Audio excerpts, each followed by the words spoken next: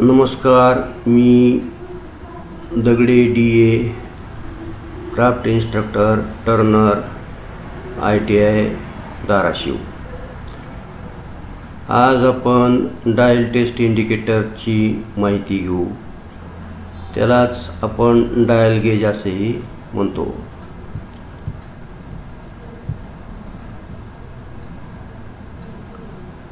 याचा उद्देश अलाइनमेंटमध्ये तसेच एक्सेंट्रिसिटीमध्ये असलेले दोष मेजरिंग करणे, सरफेसेसचा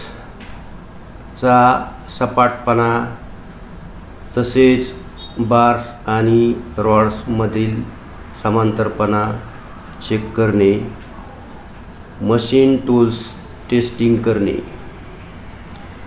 मटेरियल स्टेनलेस स्टीलचे असते। हे दोन प्रकारमध्ये भेटते, इंचेस युनिट्समध्ये, मेट्रिक युनिट्समध्ये।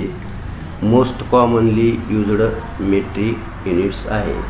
मेजरिंग ॲक्युरसी 0.01 mm असते। याची पार्ट्सची माहिती घेऊया। मेटल केसिंग या आकृतीमध्ये दाखवलं जात आहे। साईडला ही मेटल केसिंग आहे। ह्याचं काम जे डायलचे प्रोटेक्शन करणे।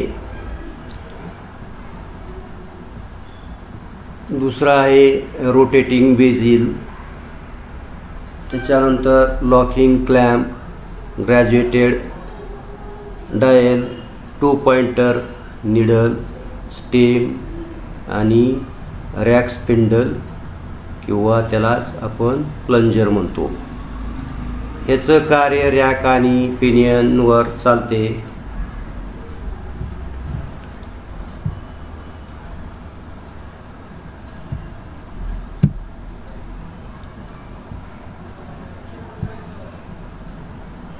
ह्या डायलमध्ये आपल्याला पार्ट दिसत आहेत।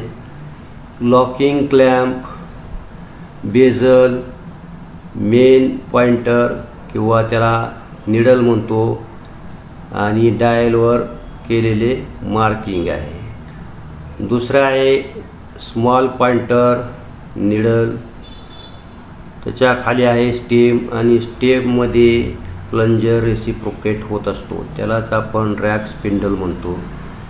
शेवटचा जो भाग आहे त्याला कॉन्टॅक्ट पॉइंट असे म्हणतो। त्याच्यानंतर हे डायल 100 समान भागात विभागलेले असते।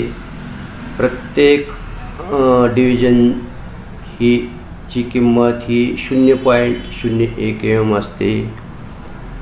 1 mm मुवमेंट, रॅक स्पिंडलचे 1 mm मुवमेंट झाल्यानंतर मेन निडल डायलवर एक पूर्ण कंप्लीट फेरा करतो आणि स्मॉल निडल हे मेन निडलचे किती फेरे झाले हे दर्शवते।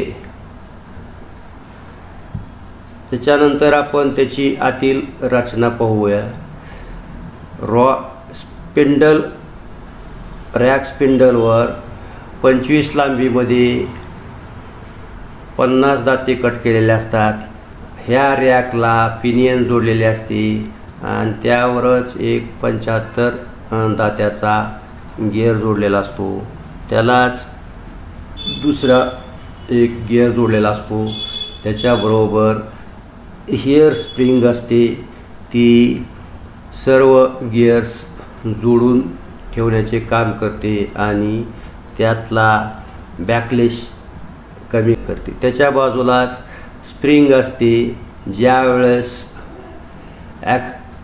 स्पिंडल ॲक्टिवेट होतो त्यावेळेस तो रेसिप्रोकेट रॅक बरोबर होतो आणि परत जागेवर येऊन बसतो। याचा लिस्ट काउंट 0.01 mm इतका असतो।